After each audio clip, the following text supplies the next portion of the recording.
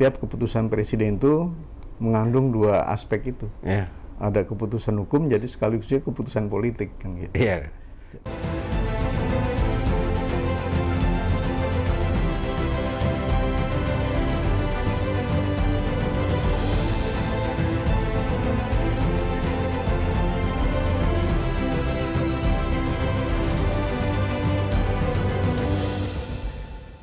Selamat datang kawan-kawan bersama saya Joko Kanigoro di obrolan Gema Kebangsaan.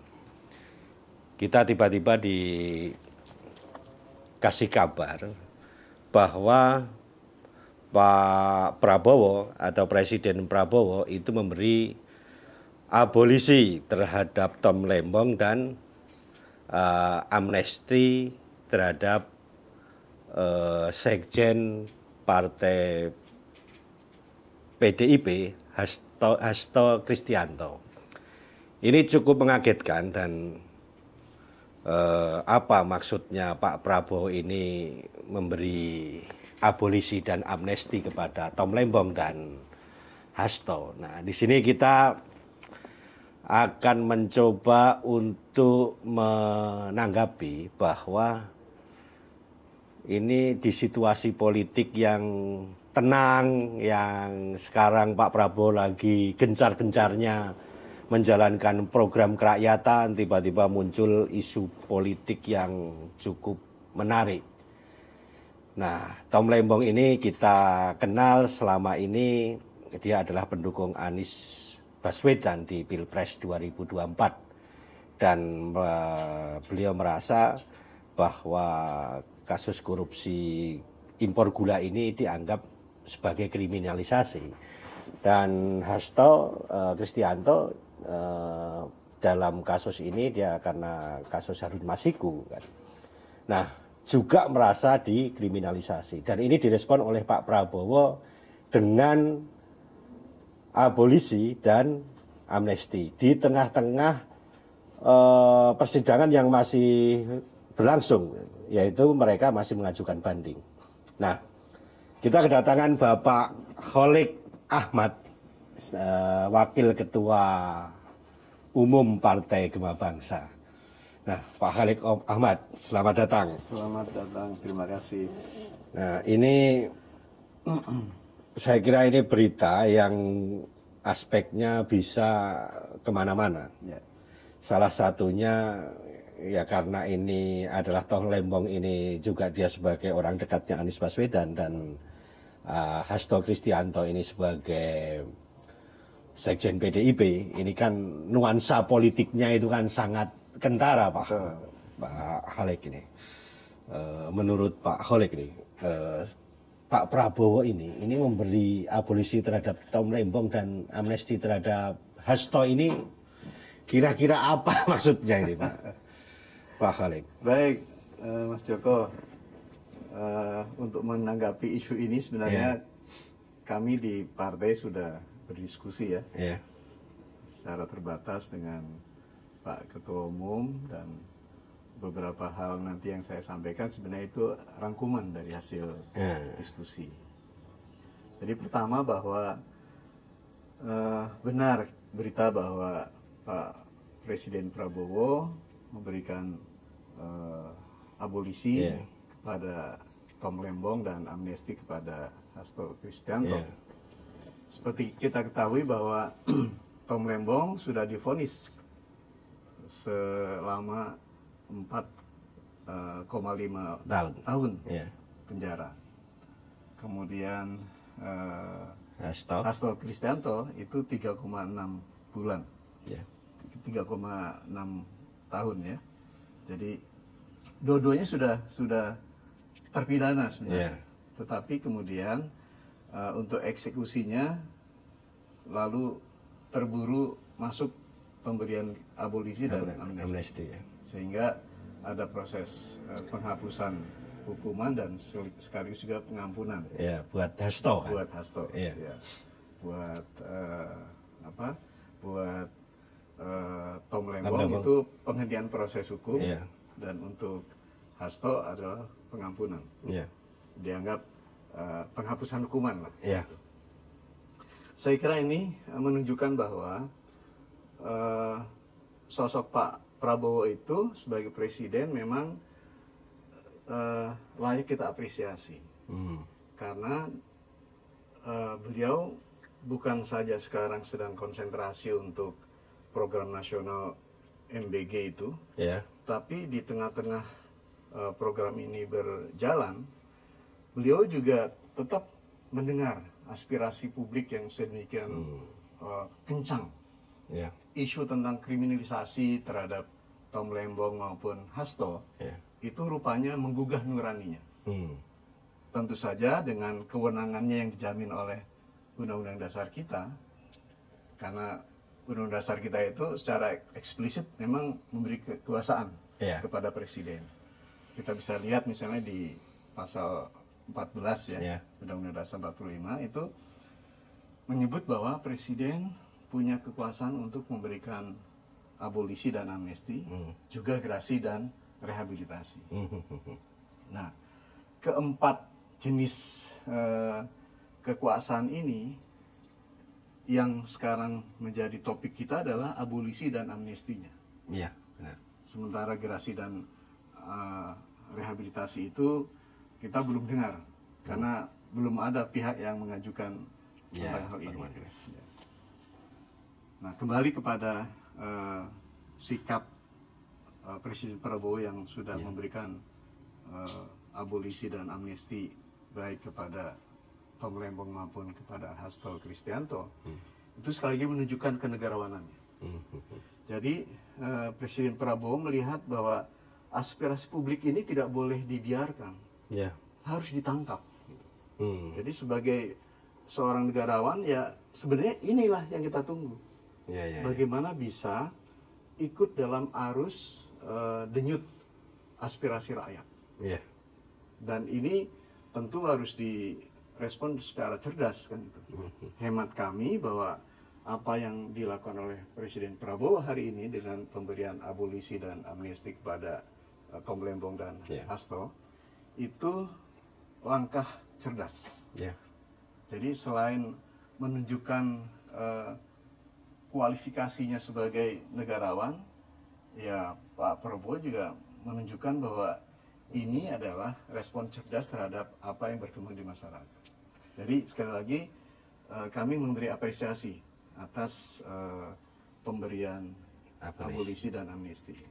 Tapi gini Pak Khalek, saya ini abolisi dan amnesti ini itu kan jarang sekali diberikan oleh presiden kan kepada masyarakat itu, dan nuansa politiknya karena kalau amnesti dan abolisi ini kan harus ada dukungan politik dari DPR. Walaupun ini presiden kan punya hak prerogatif untuk menentukan. Nah, karena ini dukungan politik dari DPR, artinya kan nuansa politisnya itu kan menjadi sangat kental sekali gitu. Nah, sementara bahwa proses Hasto dan Tom Lembong ini kan di zaman Pak Jokowi nih, ya kan. Tapi di proses persidangan kan sampai ke era Pak Prabowo kan itu. Dan memang era Pak Prabowo sekarang inilah yang ini. Apakah menurut Pak Khalek nih, nuansa politiknya ini sudah mulai ada perbedaan, bukan perpecahan. Kalau perpecahan kan ini ya, tapi ada perbedaan pandangan antara Pak Jokowi dengan Pak Prabowo yang selama ini di Pilpres kan Pak Jokowi mendukung Pak Prabowo ini, dan sekarang kita wakil presiden kan Gibran kan, artinya apakah ada perbedaan lah, bukan perpecahan tapi ada perbedaan dalam soal pandangan politik ya? Saya melihat memang saya menyebut ini dinamika politik ya. Jadi apakah orang menafsirkan ini sebagai perbedaan atau perpecahan itu soal tafsir. Tapi yang fakta hari ini adalah bahwa Presiden Prabowo itu lebih menangkap isu-isu yang liar di masyarakat yang disebut dengan kriminalisasi politik, kriminalisasi hukum, itu ditepis dengan cara pemberian abolisi dan amnesti. Ya. Karena apa? Pak Prabowo ingin kita ini tetap utuh sebagai satu bangsa yang berbeda-beda kepentingan dan orientasi politiknya. Jadi kita dengar juga pertimbangan-pertimbangan mengapa misalnya Menteri Hukum ketika menyampaikan usulan kepada Presiden untuk pemberian abolisi dan amnesti itu adalah salah satunya untuk menciptakan kondusivitas keadaan. Kemudian juga untuk stabilisasi politik. Arahnya menurut hemat kami adalah ya rekonsiliasi nasional. Karena kita mengetahui bersama bahwa dinamika politik kita ini kan luar biasa. Menjelang pemilu dan setelah pemilu bahkan. Nah, oleh karenanya maka sebagai presiden yang wise menurut saya ya sudah benar, sudah tepat sudah tepat yang dilakukan oleh presiden. Dan ini Pak Prabowo ini kan kesannya ini kan dia sebagai menampilkan sosok seorang presiden, walaupun dia tegas ya kan, tapi dia akomodatif, iya kan, akomodatif, rekonsiliatif, iya kan. Itu ini menunjukkan itu yang menurut kacamata saya ini kan ini menjadi antitesa dari presiden-presiden sebelumnya. Ya kan, kalau dulu kan zamannya Pak SBY kan pernah itu mau ada gerasi atau amnesti terhadap Mira itu waktu yang itu amnesti itu gerasi tapi kan itu ditolak kan, ditolak yang sianida itu. Kalau ini memang benar-benar bahwa ini suatu nuansa politiknya sangat kental. Ya memang tidak bisa dipungkiri bahwa setiap keputusan presiden itu mengandung dua aspek itu. Ada keputusan hukum, jadi sekaligus juga keputusan politik. Meski begitu, ya saya kira yang namanya keputusan presiden itu adalah bagian dari norma hukum yang harus dipatuhi kan.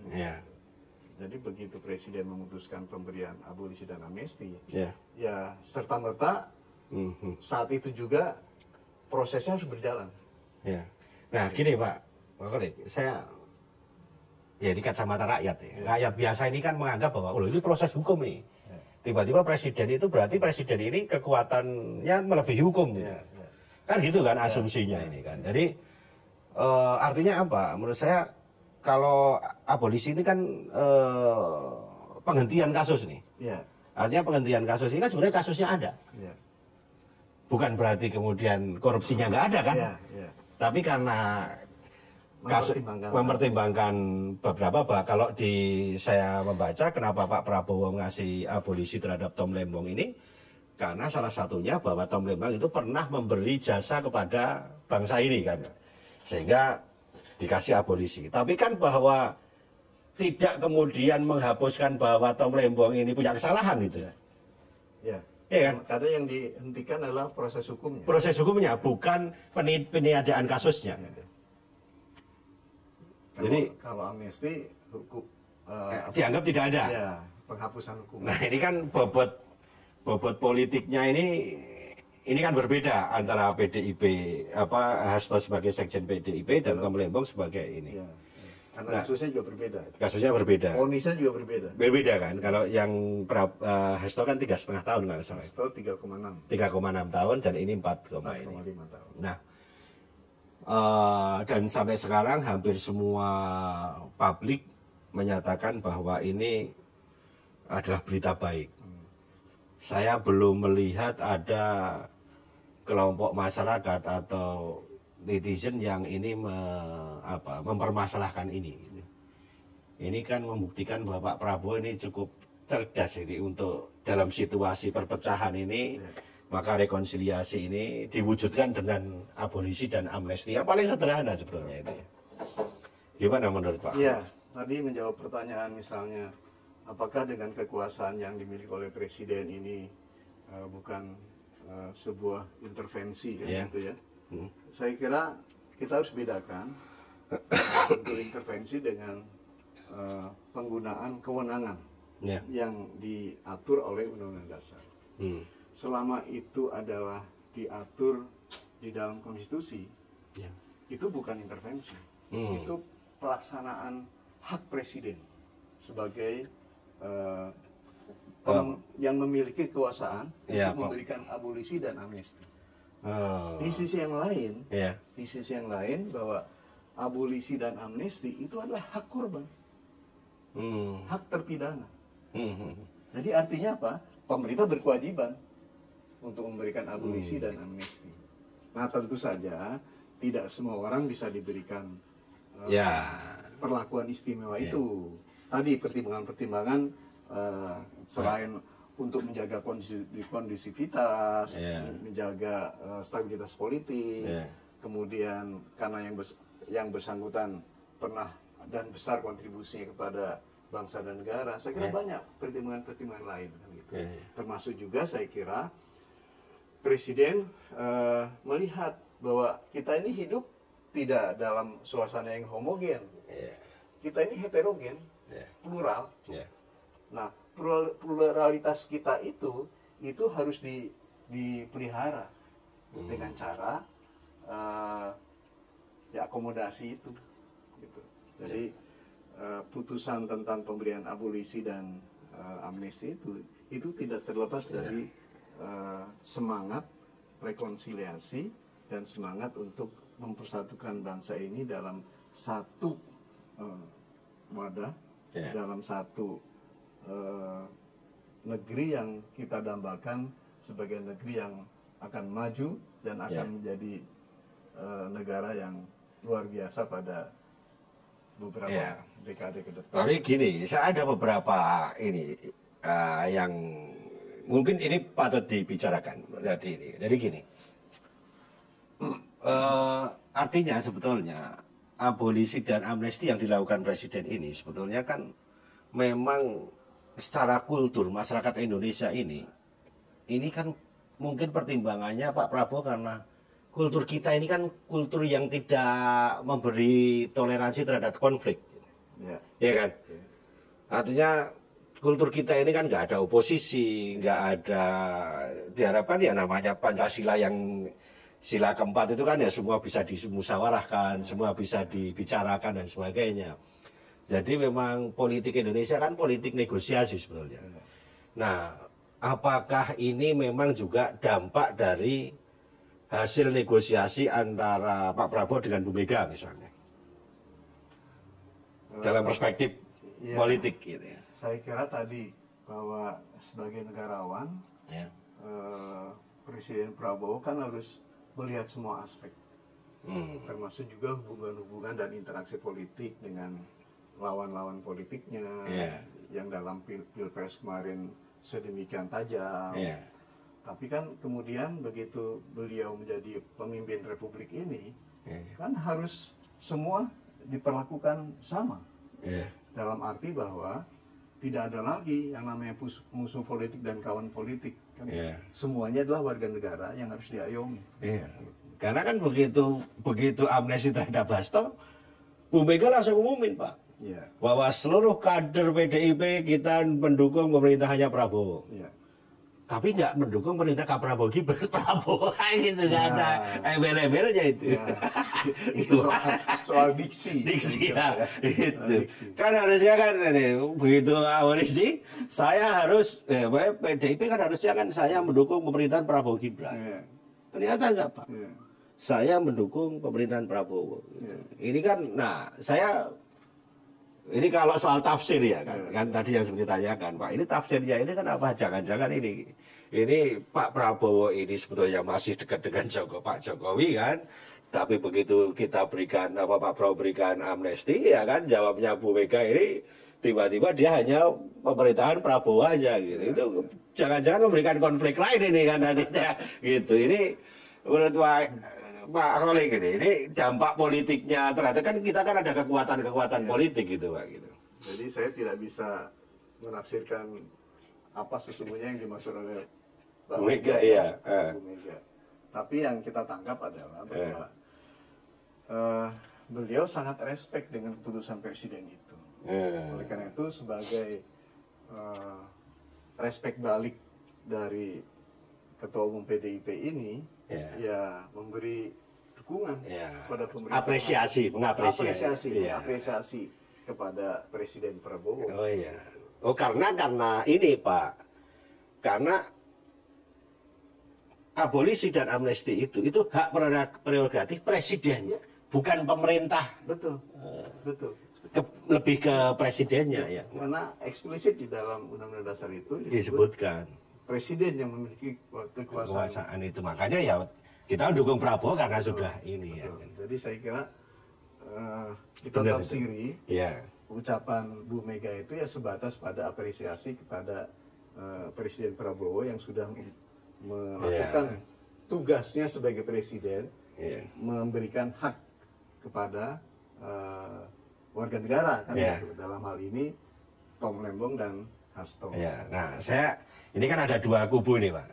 Kalau Tom Lembong ini kan ke Anies kan, yang kalau kemarin di Pilpres kan juga lawan Pak Prabowo. Nah, tapi kita akan coba kita ngupas yang Hasto dulu. Nah, begitu Hasto itu dapat amnesti, kan salah satu keuntungan yang diambil oleh Pak Prabowo kan dukungan PDIP, karena PDIP kan partai besar Pak, ya kan, sebagai dukungan. Dan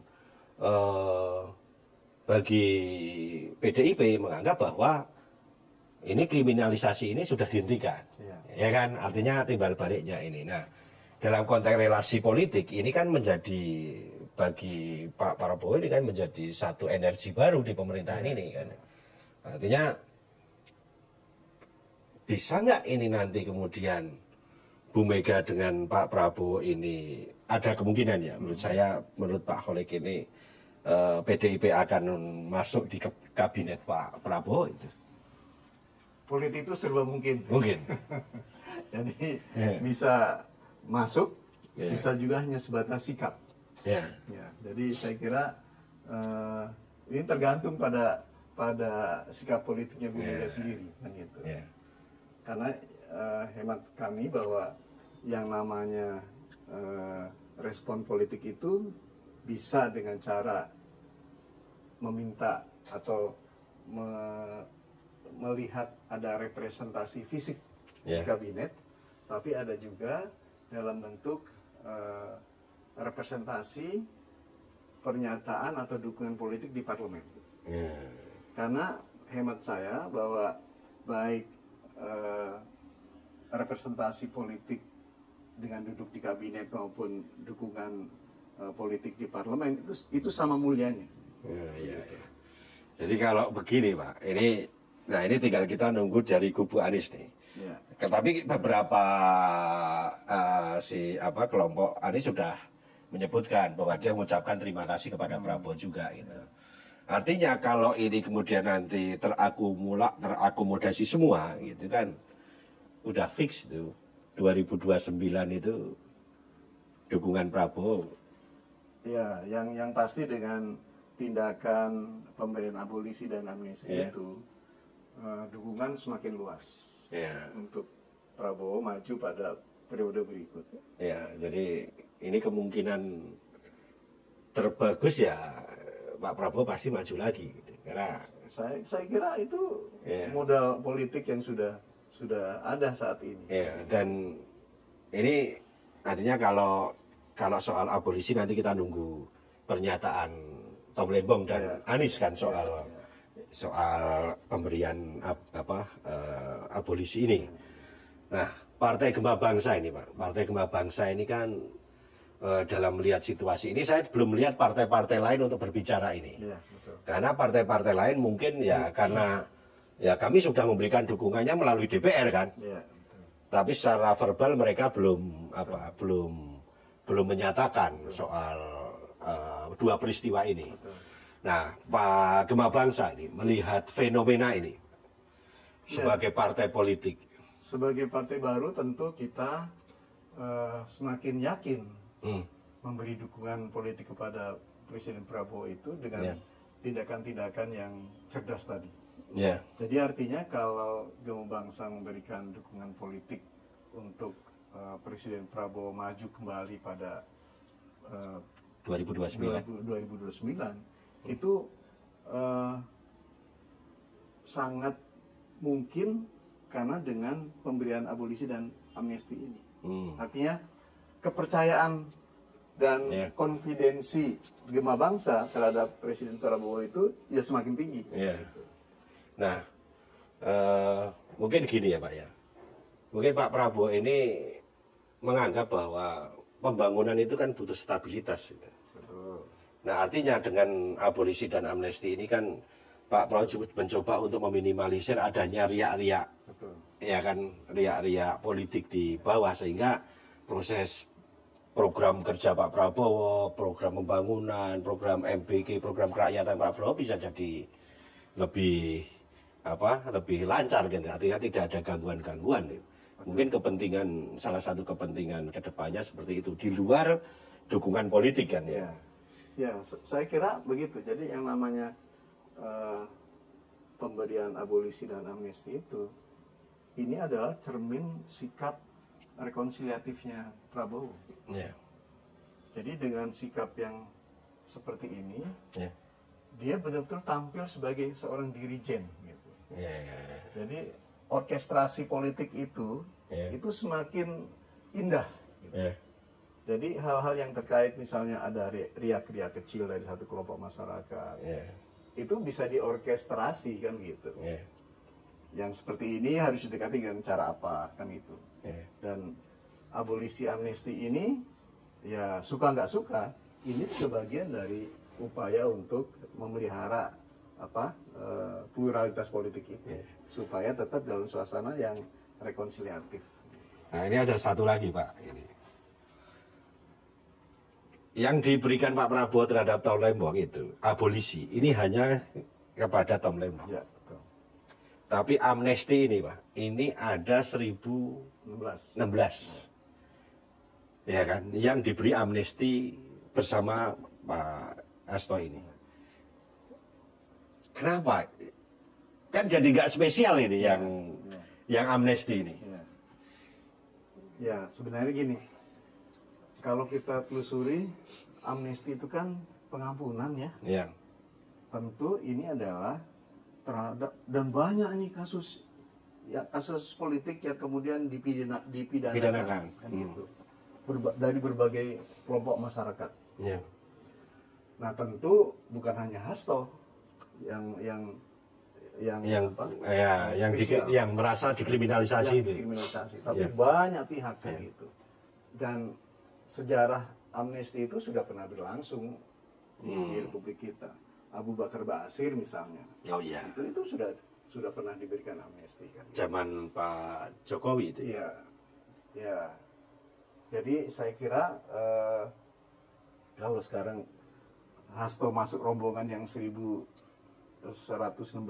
orang itu hemat saya sih bukan karena sesuatu kemudian Hasto spesial, enggak menurut saya. Tapi Presiden Prabowo melihat bahwa potensi dari semua orang yang katakanlah dilakukan dalam tanda petik kriminalisasi politik itu dari semua kelompok masyarakat kita kan gitu. Oleh karena itu mereka juga harus dirangkul. Jadi ini adalah bentuk bentuk akomodasi politik yang ingin ditunjukkan oleh Presiden Prabowo bahwa dia memang leader. Tidak mementingkan kelompoknya sendiri, tidak kemudian mementingkan misalnya koalisinya sendiri, tapi ini dia tunjukkan bahwa dia memang seorang negarawan yang akomodatif, yang perspektifnya adalah rekonsiliatif. Karena ini kan tafsir politik ya kan, jadi tafsir politik loh. Harusnya Tom Lembong sendirian nih, ya kan? Ini kan orang kemudian membandingkan bobot politik kan, gitu kan? Gitu. Nah, tapi ini sebetulnya mungkin ini soal karena memang yang dari pandangan Pak Prabowo yang butuh diamnestikan juga menurut saya itu banyak. Karena jadi banyak kelompok politik di situ. Gitu. Misalnya mereka yang dulu menghina presidennya kemarin, itu kan semuanya dipenjarakan tuh, dengan berbagai masalah-masalah itu ya. Nah, ini sekali lagi menunjukkan bahwa Presiden Prabowo tuh selain sebagai seorang negarawan yang visioner, kemudian yang akomodatif. Yang paling penting yang harus dicatat adalah beliau bukan pendendam. Karena kalau seorang presiden kemudian tertanam di dalam pendendam, ada dendam politik. Wah, itu jeblosin semua itu. Iya, benar itu. Nggak ada itu amnesti diberikan, gitu. Termasuk juga abolisi. Jadi Pak Prabowo yang kelihatannya garang, wah kita sikuat kita ini, ternyata dia punya perasaan. Betul. Bahwa pertimbangan ini sebetulnya tidak layak. Dia sudah memberikan sumbangan terbesar terhadap negara ini kan. Hasto kan sebagai sekjen PDIP kan dia juga memberikan banyak kontribusi terhadap negara kan itu. Ya, dan yang paling penting Mas Joko, dalam pemberian abolisi maupun amnesti itu ada 3 prinsip utama yang dipegang oleh presiden. Pertama adalah prinsip keadilan. Apakah ini adil bagi si korban? Gitu. Yang kedua adalah prinsip akuntabilitas. Apakah ini sesuai dengan pertanggungjawaban hukum yang diemban oleh si korban? Dan yang paling penting yang ketiga ini, prinsip kepentingan masyarakat. Nah, kepentingan masyarakat ini tadi yang diungkap oleh Menkum itu, bahwa untuk menjaga kondusivitas, untuk menjaga stabilitas sosial, dan besaran yang lebih dari itu adalah rekonsiliasi nasional. Saya kira ini sudah memenuhi prinsip-prinsip pemberian abolisi dan amnesti. Dan saya kira untuk di Indonesia ini sesuatu yang menarik. Betul.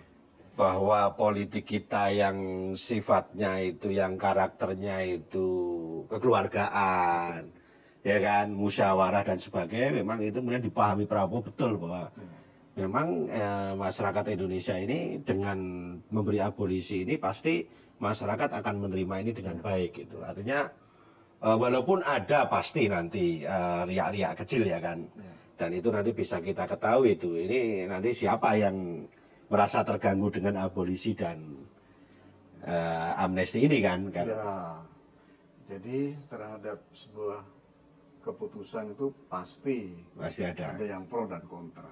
Itu alamiah. Kalau enggak malah aneh gitu. Malah aneh. Kan gitu. Jadi saya kira ya yang pro terhadap keputusan ini ada, dan yang kontra juga ada. Gitu. Oke Pak Kholik, kita sudah secara gamblang melihat bahwa Pak Prabowo ini mencoba menerapkan politik akomodatif, ya kan? Artinya politik akomodatif ini memberikan ruang kepada lawan politik untuk, ayo, mungkin dalam bahasanya yang paling sederhana, ayo kita bersama-sama, sudahlah kita nggak usah berkelahi, kita nggak usah ini, kita bersatu, kita membangun Indonesia, kita menyongsong Indonesia emas, kita harus bekerja sama dan sebagainya, dan itu diwujudkan di pemberian abolisi dan amnesti. Walaupun itu mungkin personal ya kan, sama Tom Lembong sama Hasto, tapi kan kedua orang ini kan mewakili entitas kan, ya kan, melalui komunitas, ya kan, mewakili komunitas politik yang memang mempunyai kekuatan besar, yang dulu di pemilu 2004 mereka berseberangan. Dan Pak Prabowo ternyata menunjukkan kenegarawanannya dengan memberi abolisi dan amnesti. Dan sebenarnya kedua orang ini kan dulu sama Pak Prabowo dekat juga Pak itu. Iya kan? Iya, betul. Zaman Pilpres 2029 ini kan Bu Mega Mega Pro ini kan dulu ini. Terus di 2017 Anies kan juga didukung Prabowo kan. Sebetulnya ini kan anak Prabowo semua ini kan sebetulnya, lingkaran iya gitu. Jadi menurut saya Pak Prabowo pertimbangannya cukup, menurut saya sangat berdasar soal itu gitu. Jadi merajut persaudaraan tetapi dilaksanakan secara konstitusional. Ya, dan rekonsiliasi ini memang ini cukup memberikan ruang kepada Pak Prabowo untuk menunjukkan ya kan bahwa dia adalah pemimpin yang tidak penendam, pemimpin yang sifatnya merangkul ya Pak ya gitu. Oke Pak Kholek, kita akan berbincang lagi nanti undang Pak Kholek karena ini kan baru awal nih, baru awal pendekatan awal dan ini perlu direspon dan Partai Kembang Bangsa merespon ini adalah satu sinyal yang cukup bagus dari pemerintahan Prabowo, khususnya Pak Prabowo dalam memimpin negara ini bahwa kita tidak perlu bermusuhan, kita harus melakukan rekonsiliasi nasional. Bahwa apa yang dikatakan Pak Prabowo kan selalu bilang, persatuan nasional itu lebih penting. Nah, persatuan nasional itu diwujudkanlah dengan bagaimana merangkul kekuatan-kekuatan yang dulu berseberangan untuk bersama-sama membangun Indonesia. Dan Partai Kembang Bangsa yang tadi diucapkan Pak Kholek sebagai Wakil Ketua Umum menjadi pernyataan resmi bahwa apa yang dilakukan oleh Pak Prabowo memberikan amnesti dan abolisi terhadap Tom Lembong dan Hasto Kristianto ini menjadi keputusan politik yang patut didukung oleh Partai Kembang Bangsa. Saya Jomo Kaligoro, kita akan bertemu kembali